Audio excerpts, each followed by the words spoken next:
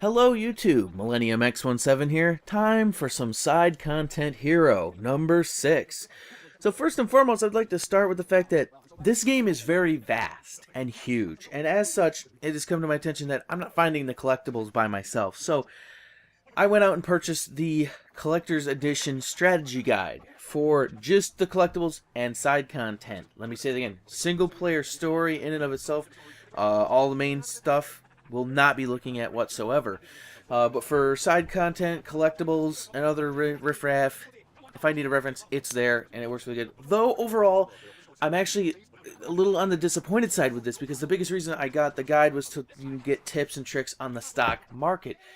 And there isn't even a chapter on the stock market in the strategy guide, which is baffling to me. It's the stock market is referenced throughout the main story campaign when it becomes applicable, but only during the main story. So since I'm not looking ahead, it's not gonna fucking help me in any way, shape, or form, which is kind of disappointing. In a 450 something page guide, they don't even have a page dedicated to the stock market itself, which is, like I said, baffling. But neither here nor there. Moving on, we're going to go to some Trevor. And the first question mark we get to meet some real Americans who are protecting the border from illegals. And then all of a sudden there are some drunk illegals that we go find and chase down. It's a strange side mission, but, you know, I was happy because at the end of which I got the stun gun finally. So it's like, okay, this is great. Then using the strategy guide, I went on a spree and did a lot of bail jumper quests from Mod. With the stun gun now in hand, I apprehended Larry Tupper was the first, or the second one technically. The first one for this video. He's by the farmhouse.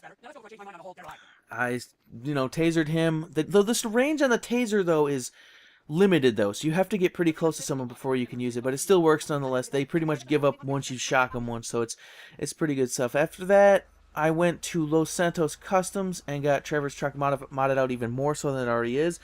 This time I added a roll cage and some turbos, which is actually really helps with the acceleration on that truck. After that, I went and apprehended the bail jumper of Glenn Scoville. He's at the top of Mount Chiliad. The only way to capture him alive is to parachute down, jump off right after him and parachute down. If you're good enough with the parachute, you can actually land on top of him, and that's a good way to get him to give up right away. I didn't, though. I still stun gunned him. It wasn't that hard, though. On my way after seeing him with Mod, Mod didn't immediately send me the next bail jumper, so whatever junker I had on hand, I decided to burn some rubber with it and burnt it right down to the rims because I'm easy to amuse. But in other words, it was good stuff. After that, I apprehended Curtis Weaver. This is the last collection, bail bonds collection mission. It wasn't that hard. The bail bonds missions in and of themselves really aren't that hard. It's just the fact that you don't know where the fuck you're supposed to go. They give you a top-down picture of it, and it's like, how do you know? Unless you specifically know of the area. That's the only reason they're difficult in any way. They're 15,000 each. You'd get 10. Mod gets 5. It's really good. After which you have an interesting conversation with Mod. She tells you about her plans in the future, and then the two of you part ways and move on.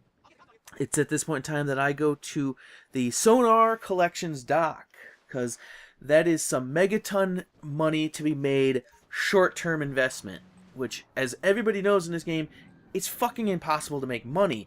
This is the fastest and easiest way to make $700,000 profit, pretty much.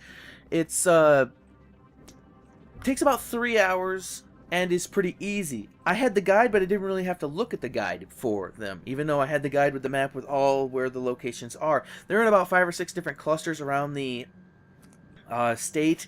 In the some are in shallow water, some are in deep seas. It's really not that hard, though. With the Trackify app that comes on your phone, all you have to do is put the red dot in the center and then adjust your depth according to the numbers on top of the screen, up or down, depending on where they are. Some of them are a little trickier than others because some of them are hidden down inside crevasses and what have you. But it's not difficult at all. It's really easy because the dock itself costs you $250,000. And 30 containers at $23,000 each is $690,000 plus $250,000 for the cost of getting a bonus, and which nullifies the cost of the dock altogether. So it's very well much worth it. The funny thing, though, that happened to me was that during this particular place that I didn't even realize at the time, because I fortunately didn't even do so, but Michael and Trevor are not allowed into the city because of the fact that Trevor kidnapped Madrazo's wife. So every time you go into the vicinity of the city, Madrazo sends goons after you, which sends up a dozen or so blips on your radar. The funny thing is that one of these nuclear containers is at the base of the pier that holds the Ferris wheel and the roller coaster. So as I'm getting in position to grabbing it, I suddenly notice that my radar is lighting up with a dozen or so blips, and you can hear them yelling down trying to get to me. But since I'm under, I honestly can't remember how much water, but it's not deep. It's about the shallowest one, I think. But it's still funny nonetheless that they can't actually get to me.